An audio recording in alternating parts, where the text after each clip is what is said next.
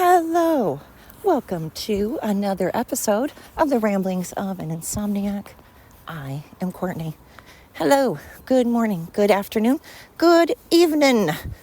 How the heck is everyone doing on this lovely, well, I never like to say the day because I never know when I'm actually going to publish this podcast, but it is, for the record, oh my God, I don't even know what day it is. Oh, Monday the 2nd? Yes, February 2nd. February.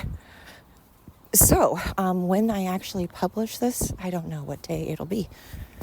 But today is the 2nd of February, and, I want to try not to talk about politics. I want to try to kind of simmer down a little on the politics, maybe mix it up a little, and talk about, when your life is, you think it's going one direction, and you have it all planned out, and, you think, okay, this is what I'm working toward. This is my goal. And then you're getting there, and then obstacles keep getting in the way. And you're like, that's all right, I'll jump over it, I'll hurdle over it, I will go around it. And then you do, and you're like, hot diggity, I did it, go me. And then you're plugging along, and another obstacle. And that one may take a little longer. Maybe that one takes a little longer to clear. But eventually, you do it. And, so on and so on. All of that is hunky-dory with me. I'm okay with having to work toward my goal. I'm okay with putting in some elbow grease. I'm okay with getting dirty along the way. That's fine. I don't expect it to be plopped in my lap, That's fine. What I'm frustrated by is when, through no fault of your own, life takes a course, takes you down a different path, and you build up a home and you build up a life with a person, and then all of a sudden, the thing that you've been putting so much time and so much energy in, that you didn't do other things. You gave up other careers or other things in your life because you wanted to stay with this person, or because you wanted to do this thing and you thought that your life was going to be a certain way. And then it turns out, someone betrays you, or somebody, does something that completely throws you off your game. And then your life changes course again. This has just happened so much. I get pretty frustrated because I'm such a loyal person. I'm so loyal to a fault. I will hang out with people and I will give people the benefit of the doubt over and over and over again. And if it's someone that I care about and someone that I love and someone that I have trusted and built a life around. And of course, when you get betrayed and someone breaks your trust, you're obviously going to feel terrible. But what people don't understand is, on top of all of that, you've just wasted. I'm no spring chicken. So when you waste a huge period of time on something and then it turns out that doesn't work out, you're like, okay, I guess I'm starting over, And that gets frustrating and it gets hard, especially the older you get.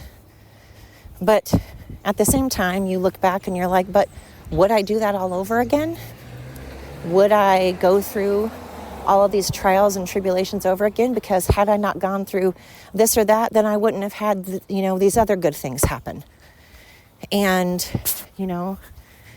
I got divorced from my kids' dad. And of course, if I had to do it over again, I would, because otherwise I wouldn't have my sons. So I can't say, oh, I don't want to go through that relationship again, knowing it's just going to end in divorce, because then I wouldn't have my kids. And I love my sons, and I can't imagine my life without them. And I have grandkids, and I wouldn't have grandkids, and I can't imagine my life without them.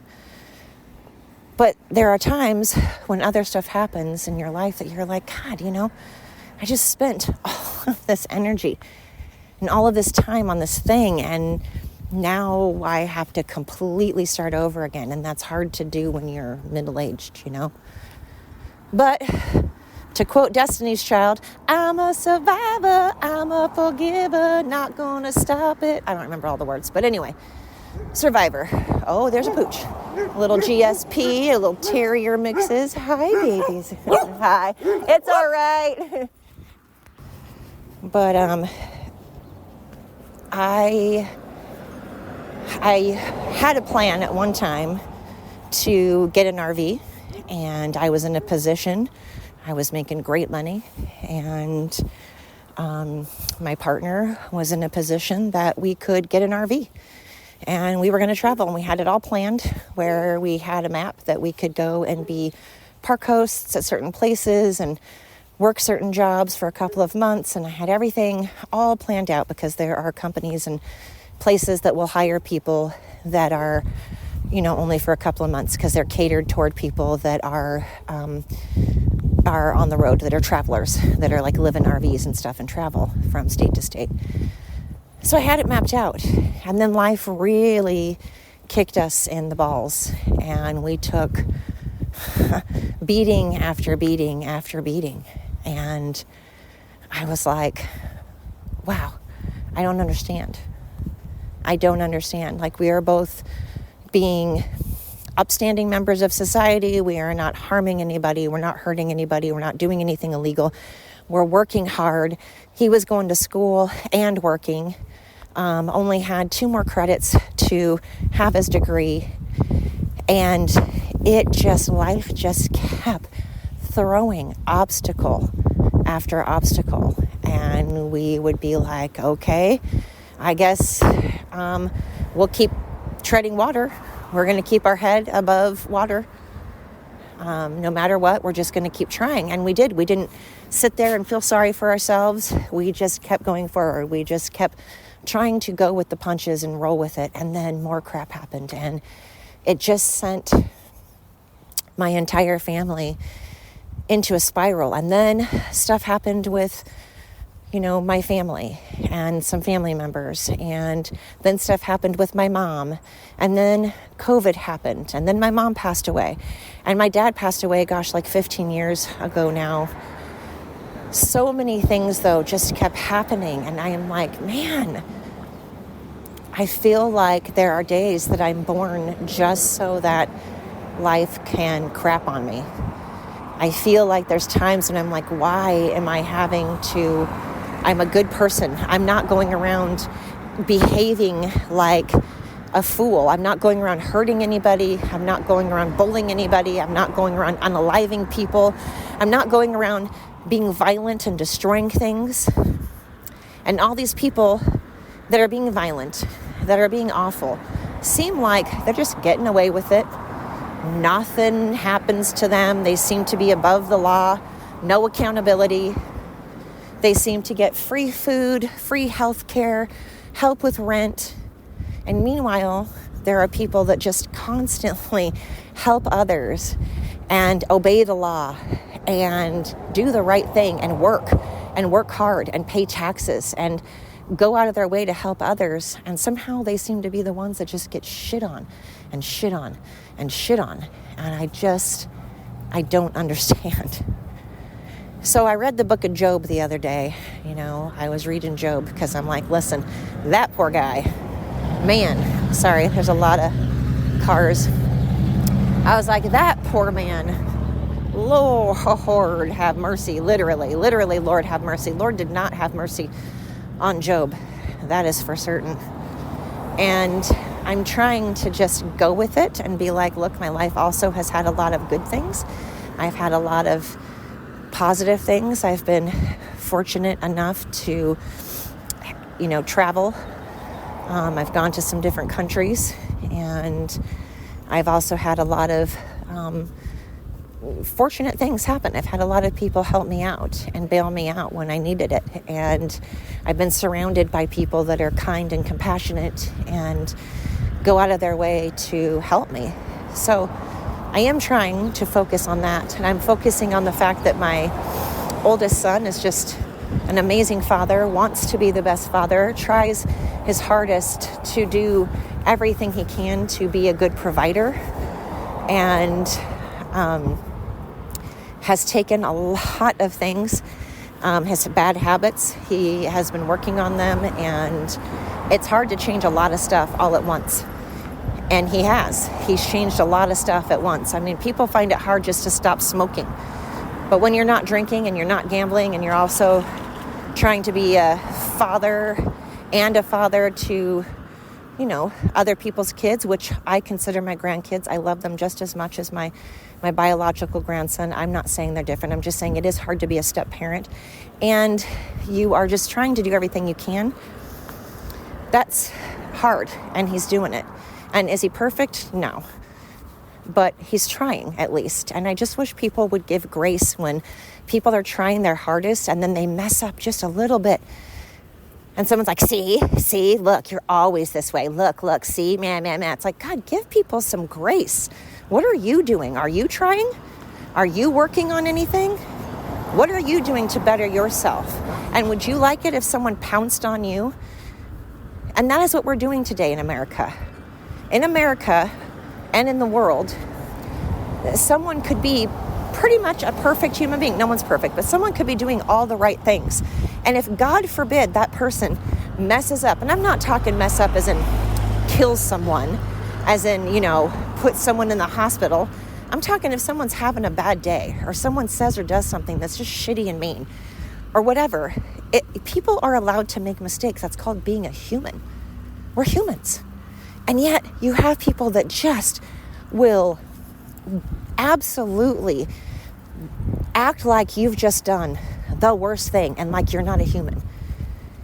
And like with this ICE thing, people are like, oh, but some people, a handful, a couple of people who were actually legal citizens of the United States have been detained. So fucking what? Just like there are doctors that the longer they're a doctor, the chances of them having someone die on their table greatly increases.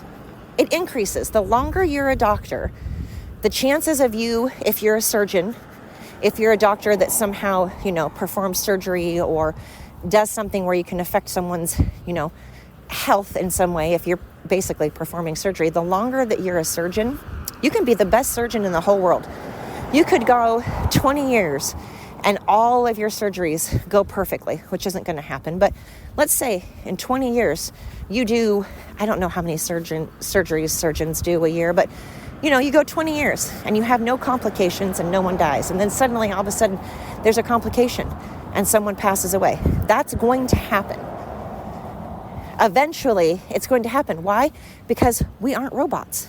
Because humans are not perfect. We are not capable of being perfect. We're not built to be perfect. We're not supposed to be perfect because we're supposed to learn from mistakes. We are supposed to be humble. And if we're perfect, we're not going to be humble. If we don't make mistakes, we aren't going to learn. We're just going to continue to be the pompous people that we are. Or we're going to be narcissistic because we haven't been knocked down a peg. So we need to focus on humanity and being humble. We need to focus on giving others grace. I hope you guys can hear this because I am, hang on. But giving grace and being humble are things that we are greatly lacking right now. People just don't give grace anymore. And they certainly think that they are a lot cooler than they are. If you live in America, don't act like you're some badass person. I mean, unless you're out in Alaska, you're not some world survivor. I mean, unless you're living out in the hills of Alaska, you're not some badass survivalist. You're from America. Get a grip. You're not a third world country. You have no idea. Again, even the homeless people here have access to clean water. They have fountains they can drink out of. They have access to public bathrooms that have clean water. So you're not, you're not slumming it necessarily. Even the slums of America still have access a lot of times to running water. Again, Alaska's about the only state that can be like, we can survive. We have it, they have to shoot stuff and have a lot of times no electricity, no running water. So, but point is, I think we need to get things into perspective. And every time I'm starting to feel sorry for myself. I think you're allowed to feel sorry for yourself and be sad and be angry and frustrated. You're allowed. But it's frustrating when you don't eventually snap out of it and realize that, hey, okay, me sitting here crying isn't going to fix anything. Me sitting here complaining and whining about how I'm oppressed isn't going to help. This whole oppression thing is insane to me. You are not oppressed if you're black in America. I'm sorry, you aren't. You can get a job. In fact, right now, it's the white people that are oppressed. And you can get mad at me for saying that, but it's okay. I don't care. The good news is I don't care. You'll spend all your time being angry. You'll spend all your time being, and meanwhile, I'll be blissfully not caring, even a little bit. So it's frustrating because, again, you don't get to cry oppression in a first world country. Except for, like I said, right now, white people and Republicans are definitely oppressed as far as we're being censored and we're being targeted in churches and we're being targeted by healthcare workers who say they want to kill us. They say they want to poison us. They say they want to paralyze us. So apparently we're not safe in hospitals. We're not safe in churches. We're not safe in South Africa. Good job, South Africa, for being a bunch of racist fucking people. Again, this isn't all of South Africa, but the government is allowing it to be open season on white Christians. They're just killing them for sport. And then, you have countries like Iran that just think that women are pieces of garbage. Kill them for sport too. Rape them, throw acid on them just for fun. They think it's a great way to spend their time. And then you have people going, Sharia law, Sharia law. What? I mean, seriously, how dumb are you? So I try to give grace to dumb people. I do. I'm like, oh, you're dumb. Okay. You're uneducated. Okay. Man. But I try. I've gone through a lot in my life. And when I was a kid, I've seen things I shouldn't have seen. And I've been around things I shouldn't have been around. And I've had things happen to me that are awful. And I don't cry about it. I say it's bad. And I have the right to be upset by them. But I don't. And it definitely has affected who I am. But I pick myself up and I brush myself off and I don't live and wallow in my own pity. And people that do that, like I said, I'm so sorry, but I just want to be like an orca whale and play with them. I just want to prey upon them. I have such a thing. Again, if you're actually frail, if you're a genuinely frail person because you're sick or because you're elderly and you're just older, I have compassion. So much compassion. But man, there is a massive, just primal instinct in me that goes back to where we're all just primal, where I just want to play with, like a cat does a mouse, weak people, weak-minded people. Weak-minded people, I just think, are useless. I'm sorry. I feel like, again, survival of the fittest. Humans were at a time before where you had to be smart and you had to somehow survive, whether it was because you were a good hunter, whether it was because you were a good fighter, whether it was because you had education or something to offer. But if you didn't have anything to offer, if you had nothing to contribute, if you couldn't carry your own weight in some way, you were gone. You were dead. You die. People either killed you or it was eat or be eaten because you weren't strong enough to survive. And again, I'm not talking about actual frail people. I have nothing but compassion for actual sick people. But people that are weak-minded, again, like my ex-boss and coworker, God. She just, weakest person. And it just bugged me. I just wanted to smack her so many times. I'm sorry. I know it's awful, but I think it's normal, actually. And I think people just don't admit it. I think people don't admit it. Why do you think we still have martial arts and cage fighting and stuff? Because we are at our core primal. We are primal at our core. We still eat meat. We still hunt. We still wrestle around. We still have sports that are contact sports. So don't act like I'm so awful. I just don't have a football uniform on. Nobody would think of anything I'm saying if I were in a cage fight and I was part of the UFC.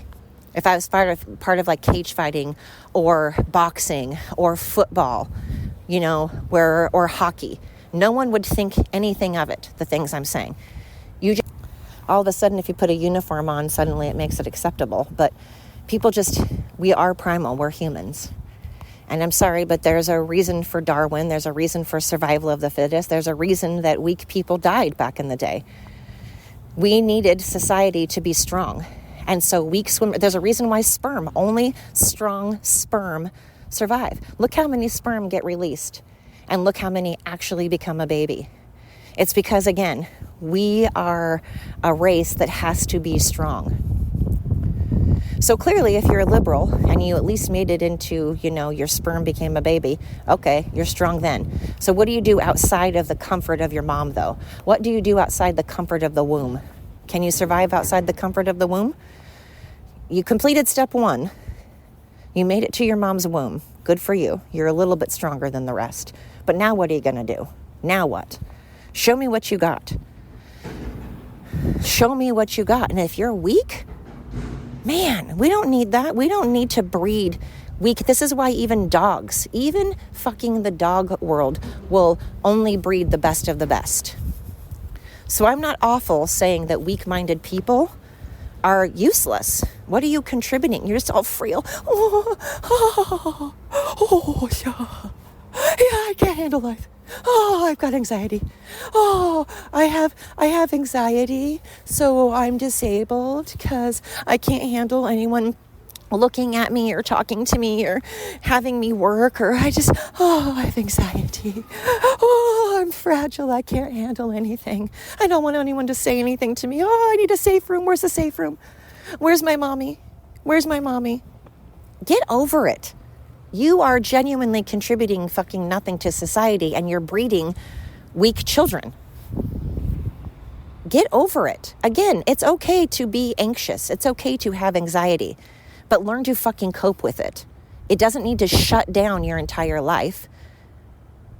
I get that people are depressed and sad, and you're allowed to grieve. You're allowed to be sad. You're allowed to have a bad day, but you don't need to wallow in it and make that your whole life now and use that as an excuse for why you're incapable of fucking being a human.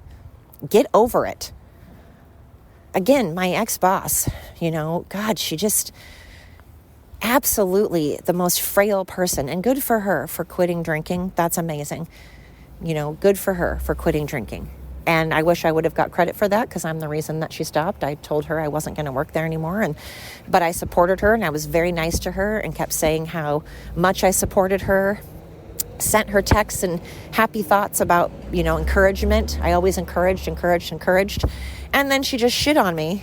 But she used to tell me that I make her anxious. And I'm like, that's because you're a weak person. You're intimidated by me because I'm not weak. And I'm sorry, but I'm a very, very, very kind, compassionate person. And people call me in the middle of the night, and all of the customers used to share stories with me because I'm compassionate. So clearly other people aren't intimidated. But Darwin, and I don't think it's bad to say that, again, all throughout life, only the strongest things survive. So buckle up, Buttercup. Come on. You got this. You got this. You can do it. Obstacles suck. And you have a right to be frustrated and pissed off at obstacles and having things happen to you and all of that. And of course, it's not up to me to tell you can't anyways. You get to feel however you want to feel because I'm not your keeper. I'm just saying, though, the excuses have got to go. We are making children so weak. We are making weak children, and that is not how the human race is going to survive. We can't survive if we're going to continue to be so weak and frail and offended all the time. So come on. Come on. Pull your heads out. Pick yourself up. Dust yourself off. And figure out what the solution is. Figure out the solution. Figure out what you can do to overcome. Get some sleep, get some fresh air. Hopefully you have support. Again, people that have a ton of support, again, like my ex-coworker, she was always complaining, but she has 2 parents that are alive and supporting her. She also has kids. She also has siblings. But, she thought her life was miserable. Very frustrating. So don't be weak, okay? Come on. You got this. Pick yourself up, dust yourself off, and cope. Don't be so frail. Don't be so offended. If you're secure, if you walk upright, I told you about this gal who did studies. They did studies on serial killers, usually, not all the time, but usually will prey on people they think are weak. And if you're walking around with horrible posture and you're slumped over and you're looking depressed all the time and you're looking sad and you're looking very, very depressed and you're hunched over and you're not walking upright, that is a target. You're a target now because you look weak. Maybe you're not. I'm not saying you are weak. I have horrible posture, and I'm not a weak person. But if you look it, you're probably going to get preyed upon. And again, that is because our instinct. Why do we do that? Why do people prey upon the weak? Because a lot of times it goes back again to our savage caveman type days. It was survival of the fittest. So walk tall. Walk proud, walk with your head held high, and then maybe other people's will believe it. Fake it till you make it. Even if you're not feeling confident, fake it. Even if you're feeling miserable and insecure, try to put a smile on your face and fake it, because a lot of times you can fake your body and mind into being like, oh, it's not so bad. Oh, this isn't so bad. And a lot of times how you carry yourself can trick your brain into thinking, okay, we got this. Because you do. You got this. You can do it. I believe in you. You can do it. You know what else you can do? Listen to my podcast. Maybe that'll help your confidence. I told you, I put people through, mental, like a mental exercise, because if you can handle me ripping on you and you can handle me saying all the crap I say, well, then really you've got life. If you're still listening to my podcast after all the shit I talk, then obviously, especially if you're a liberal, if you're a liberal and you listen to my podcast every day, I'm going to give you a shout out. You are not weak. You are fucking amazing. And I'm giving a cheers to you. I'm giving a tip of the hat to you. If you are from Canada and France and you're still listening to me after how much I pick on your country, also, shout out to you. You're not a snowflake. You fucking are an animal. You got this. You got this. I appreciate everybody from all countries, from all walks of life. Like I've said 1,000 times, I don't care if you're Republican, conservative, liberal. If you believe in, mutilating children, if you believe in unaliving people because of a difference of opinion, if you believe in standing inside churches and screaming and yelling at children and thinking that terrorizing children is okay, I think you have a screw loose, no matter what country you're from, no matter what color your skin is, and no matter if you're Republican or Democrat. I'm an equal opportunity disliker. I dislike people from all walks of life. True equality here. I show no mercy on anybody that I think is wrong. I don't care who you are. Again, Republicans are not perfect.